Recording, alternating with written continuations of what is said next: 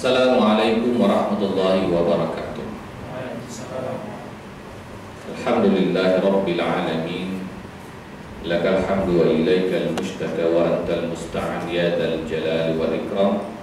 Allahumma shalli wa sallim wa barik wa an'im ala sayyidil mursalin Muhammad sallallahu alaihi wasallam wa ala alihi wa sahbihi ajma'in. Alhamdulillah, yang sama-sama kita hormati pengurus Masjid Quba, semoga orang-orang yang selalu memakmurkannya, bersedia mengurusnya, diberikan keberkahan oleh Allah Subhanahu wa taala.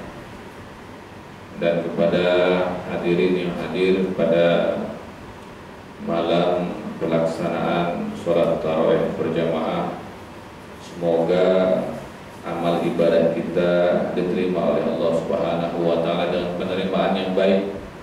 Semoga puasa yang kita laksanakan tadi Allah terima dengan penerimaan yang baik, sehingga ketika nanti di akhirat kita bertemu dengan Allah Subhanahu wa taala, Allah Subhanahu wa taala senang dengan kita.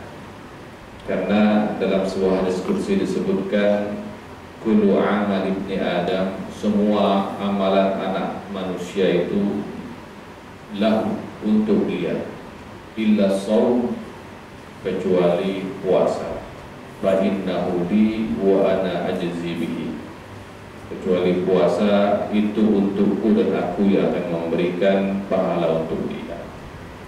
Semoga puasa yang kita laksanakan dengan penuh ketaatan kepada Allah, penuh keikhlasan kepada Allah, penuh keimanan kepada Allah, Allah terima dengan penerimaan yang baik, sehingga segala dosa-dosa kita yang terdahulu, masa kelam kita, masa di mana kita tidak taat dengan Allah Subhanahu wa taala, diampunkan dan dihapuskan segala dosa-dosa. Salat beriring salam kepada baginda Muhammad sallallahu alaihi wasallam, beliau adalah penutup yang sudah teladan kita. Mudah-mudahan sebagai umat baginda sallallahu alaihi wasallam kita banyak bersolawat kepadanya, dan itu adalah tanda bahwa kita ini adalah umat baginda sallallahu alaihi wasallam. Banyak orang yang mengaku sebagai umat baginda Muhammad karena hanya baginda Muhammad yang punya syafaat nanti di hari akhirat, tapi tidak semua orang yang mengaku itu akan diakui oleh baginda Muhammad sallallahu alaihi wasallam sebagai umatnya. Nanti akan ada orang-orang yang ketika mereka mendatangi Rasulullah, ya Rasulullah, ya Rasulullah, aku adalah umatmu. Kata Rasulullah sallallahu alaihi wasallam, kalau engkau umatku, engkau pasti banyak bersolawat kepadaku. Maka dari itu mari kita perbanyak solawat. Allahumma shalli ala sayyidina Muhammad wa ala ali sayyidina Muhammad. Hadirin jamaah yang dimuliakan Allah Subhanahu wa taala, Ramadan adalah sebuah madrasah. Ramadan adalah sebuah tempat pelatihan di mana kita diperintahkan oleh Allah Subhanahu wa taala untuk menahan nafsu kita. Karena hal inilah yang sering menjebloskan kita kepada sesuatu yang dilarang. Hal inilah yang paling sering membuat kita itu melakukan hal-hal yang diharamkan oleh Allah Subhanahu wa taala. Maka kita dilatih untuk menahan diri bahkan dari sesuatu yang dihalalkan. Makan dan minum itu halal, selama yang kita makan itu adalah makanan-makanan yang halal. Tetapi bahkan makanan yang halal pun, nasi, apalagi dendeng, rendang, apapun yang kita sukai, yang semulanya halal kita makan, tetapi khusus di bulan Ramadan itu diharamkan untuk kita di siang harinya. Allah Subhanahu wa taala sesungguhnya ingin melatih nafsu kita yang selama ini selalu kita turuti. Lapar, makan. Haus, minum. Mendatangi istri, datangi istri. Halal memang, tetapi itu adalah caranya Allah Subhanahu wa taala untuk melatih dan mendidik jiwa kita yang penuh sekali dengan keinginan dan keinginan. Tidak ada habisnya.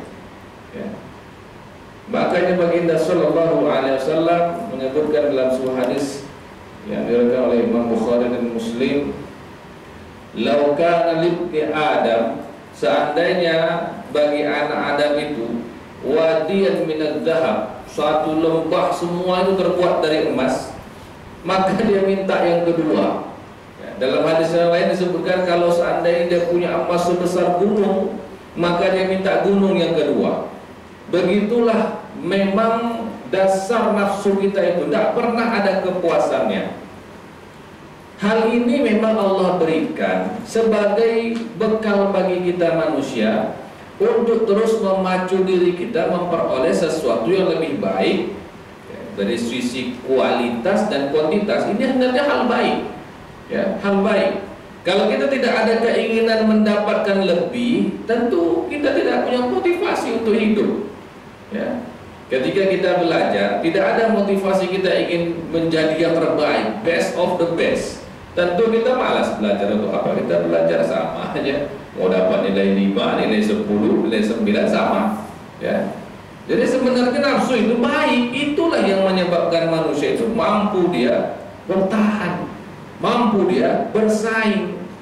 Tetapi terkadang kita itu terlalu memanjakan nafsu kita, terlalu kita ikuti nafsu kita, sehingga terkadang nafsu itu yang mengontrol kita, bukan kita yang mengontrol nafsu. Maka mari kita jadikan Ramadan yang mulia ini, di mana Allah mendidik nafsu kita untuk kita tahan bahkan dari sesuatu yang dihalalkan. Maka untuk sesuatu yang diharamkan, kita berusaha untuk meninggalkannya step by step, setahap demi setahap, selangkah demi selangkah. Karena memang kita hanyalah manusia dan hamba-hamba yang dhaif.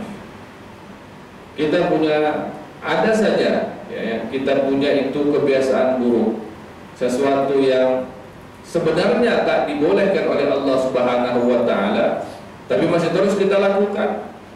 Ya, dan itu hanya kita yang tahu, kita dengan Allah. Yang lain tak ada yang tahu. Tetapi apakah terus-menerus kita ingin seperti itu? Kita terus-menerus diperbudak oleh hawa nafsu. Nah ini yang menjadi sebuah misi kita yang harus kita lakukan, yang harus kita sempurnakan, kita jalani di dalam bulan Ramadan ini. Semoga selesai bulan Ramadan ini ada hal baik ya, yang bisa kita istiqomahkan. Ada juga hal yang buruk yang sudah bisa kita tinggalkan. Nah itu target ya. Kita ini hidup berapa tahun sudah? 35 tahun, 40 tahun, 50 tahun. Setiap tahun kita menikmati Ramadan. Mungkin kita tak bisa meninggalkan semua yang haram, tidak bisa istiqomah di semua hal yang dianjurkan. Tetapi setidaknya setiap kali kita masuk bulan Ramadan, selama 1 bulan kita puasa, selama 1 bulan kita dilatih, keluar kita dari Ramadan ini, ada satu amalan yang sudah kita istiqomah, ada satu amalan buruk yang sudah bisa kita tinggalkan. Nah ini dia. Setahap demi setahap aja tidak banyak, tapi harus ada. Jangan 50 tahun dari hidup kita ya, potonglah masa akil balik 35 tahun, 35 kali kita masuk Ramadan, tabiat tak berubah, perangai tak juga berubah. Nah ini dahsyat, ini luar biasa manusia seperti ini. Sampai umur 60 pun begitu, artinya 45 kali masuk Ramadan, tapi tak berubah perangai itu. Nah ini kita harus apa ya? Harus sadar, harus aware. Tidak semua kita ini punya umur sampai 60. Ada yang cuma 50, ada yang cuma 40. Maka sudah harus kita mulai sejak sekarang. Setiap kali masuk bulan Ramadan, target tahun ini apa? Amalan yang mau saya istiqomahkan. Tidak usah muluk-muluk, mulai saja dari sesuatu yang paling wajib dulu, sholat. Sholat jangan pernah tinggal. Ya Allah, dulu aku masih tinggal sholat, dulu aku masih sepele dengan sholat. Sekarang enggak ya Allah, sekarang aku sudah konsisten dengan sholat. Yang sudah konsisten, nah mulai perbaiki kualitasnya. Sholatnya di awal waktu, jangan di akhir lagi. Pekerjaan itu bisa menunggu, ajal yang tak bisa menunggu. Ya, ajal yang tak bisa menunggu. Salah satu direktur bank, tak boleh sebut di mana, ya, sedang dalam keadaan rapat meninggal. Baru-baru ini aja, belum lama lagi meninggal. Pekerjaan itu bisa menunggu, tapi ajal tak bisa menunggu. Nah masalahnya ketika ajal itu menjemput, kita sudah sholat belum? Itu bahaya itu. Ya itu yang bahaya. Maka kita konsistenkan. Mana yang kita pilih dulu? Sholat, oke, bagus. Laksanakan sholat. Sudah konsisten sholatnya? Nah coba mulai dari awal waktu. Sudah awal waktu, kita usahakan bagaimana sebisa mungkin 5 waktu di masjid. Ya, itu target kita dulu. Kalau kita sudah selesai dengan ini, mulailah dengan yang lain. Mulailah kita yang lain, apa dengan puasa. Kita sudah dilatih puasa, maka kita mau merutinkan puasa Senin Kamis misalnya. Ya, nah itu untuk hal yang baik. Satu hal saja, jangan banyak, satu hal saja. Ataupun kita punya target untuk meninggalkan satu kebiasaan buruk. Misalnya merokok, mohon maaf, walaupun masih ada fatwa yang mengatakan rokok itu makruh, tetapi kalau kita sudah belajar tentang kesehatan, kita tahu sama-sama sepakat semua ahli kedokteran bahwa merokok itu memang mudarat. Kalau sudah mudarat, sudah pasti hukumnya haram. Ya. Walaupun dengan berbagai argumentasi lah, tetapi hal itu sebaiknya kita tinggalkan. Nah, misalnya kan kita nggak merokok siang-siang hari bulan Ramadan, ya sudah perlahan tinggalkan itu. Ya. Nah, banyak hal-hal buruk yang mungkin masih kita biasakan di dalam diri kita, yang hanya antara kita dan Allah saja yang tahu, tidak usah disebutkan. Nah, biarkan antara kita dengan Allah, tapi udah lihat ya Allah, ini aku harus lepas dari dosa ini ya Allah. Nah, itu dia. Semoga Allah Subhanahu wa taala mengabulkan niat kita. Semoga Allah Subhanahu wa taala menguatkan jiwa kita. Semoga Allah Subhanahu wa taala membantu kita untuk bisa istiqomah dalam hal yang baik, bisa meninggalkan hal yang buruk walaupun setahap demi setahap. Wallahu a'lam bishawab. Semoga tausiah singkat ini dapat menambah wawasan kita, menambah kesadaran kita, dan ini sesungguhnya adalah kalimat untuk diri saya sendiri, karena tak ada kata yang lebih berguna kita lontarkan kepada orang lain daripada kita lontarkan kepada diri kita sendiri. Subhanallah wa bihamdika, asyhadu an la ilaha illa anta, astaghfiruka wa atubu ilaik. Assalamualaikum warahmatullahi wabarakatuh.